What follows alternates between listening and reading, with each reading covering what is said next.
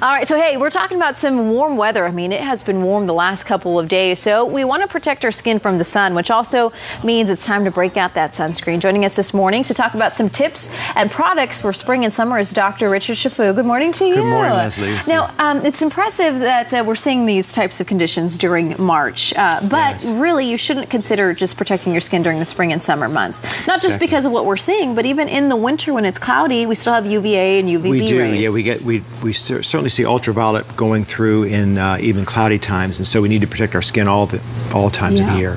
Okay, so we're going down the line. We have a nice array of different skincare products, not only for adults but also for kids. Yes. Not only you can get at a doctor's office, but also you can get at your local drugstore. Exactly. So very good for everybody that's watching. So let's start down the line. During this time, my skin gets a little bit dry. So moisturizer seems to be the way to go, but there are different types of moisturizers and different ingredients. There are, and the important thing, Leslie, about any kind of moisturizing agent is you want to try some out, because some of them your skin is more sensitive. But certainly in the summertime, we notice that we're dried out, we're dehydrated. So people think, well, I don't need a moisturizer. It's sunny out. You actually definitely need a moisturizer. Okay. And so we've got a number of different products. One of these I like is something that's actually been developed by a company here in San Diego called Sente. Okay. And this is a really nice moisturizing agent. A lot of the moisturizers people worry about they're too greasy or too oily. So especially if you have acne-prone or oily skin where you're more likely to get outbreaks of acne, you really would prefer something with a lighter base, not so much oil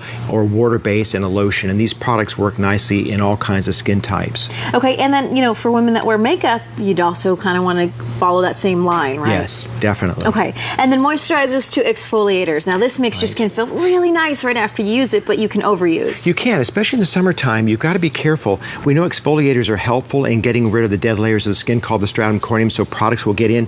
But unfortunately, in the summertime, if we're using these products excessively, what happens is we're taking away the skin barrier, and so we're more prone to damage from the sun, more likely to get a sunburn. So if you're going to use these exfoliating agents, most of us recommend not using them more than once to twice a week. And certainly if you're going to be out by the beach or out by the pool, you want to wait a few days before you actually exfoliate. Okay, and then this is what's interesting to me now. Serums, I mean, they seem like highly popular. Very popular. And I'm not really sure what they do. Sure, so serums are actually very concentrated forms of active ingredients like vitamin C, growth factors, and they actually go on very smoothly. People think that they go on and they're very greasy or oily. Actually the opposite. So they'll go on, you can put them under the eye, around the orbital areas, and they work very effectively to penetrate into the skin. They have antioxidants in them to help repair the elastin and the collagen. Do you use it at night and morning? Yes, twice a day is a good idea. Okay, and then moving further along, this is for your eye, and of course you're always squinting in the sun, so wear your sunglasses. Exactly. They're there on the table, but also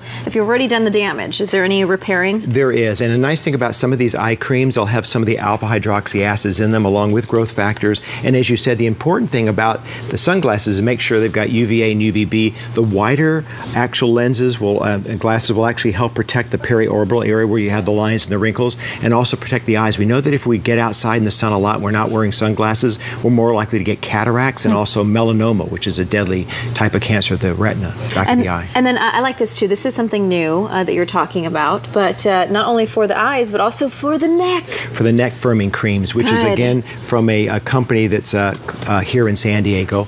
This will be coming out a little bit later in the month, but it's a nice agent because what it does is it firms the skin, tightens the skin a little bit, softens the skin, hydrates the skin. And then retinols. Now, this is something that I'm starting to use too, which I like, but it also can cause some redness. It really can. You want to start out with a very small amount of this, Leslie, and probably only about twice a week. We know that retinols can increase your sensitivity to the sun, so you want to start out with a very small concentration, maybe twice a week initially, see how your skin reacts to it. And all of these products, most of these products, not necessary for kids, or are they? Can any of the kids, I mean, kids really moisturizer, maybe? Kids moisturizers, you know, fortunately their skin is in great shape, but certainly we have to remember the sunscreens. That's important. That's when the kids get involved. Exactly, that's when the kids get involved. And we're moving now more towards mineral-based products because zinc oxide and titanium dioxide are actual mineral products that block both UVA and UVB. Very safe in kids. What should we stay away from?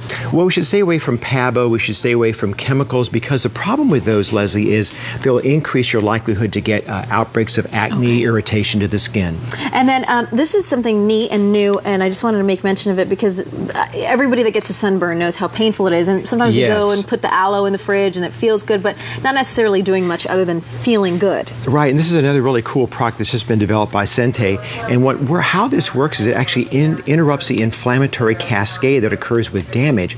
And what happens if you get a very light sunburn, you're going to get redness, it's painful. This is a great product because it actually will reduce the inflammation from studies that it interrupts the inflammatory cascade. And then always drink your water. Always drink your water, at least 8 ounces of 8 ounce glasses a day. Thank you so much, Dr. Thanks, Chaffoo, for being here with us this morning. Of course, all these products easy to get at either the drugstore or also at your office or offices around San Diego.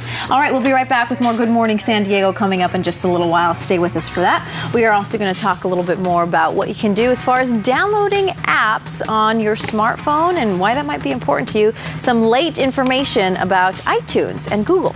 We'll be back. Stay with us.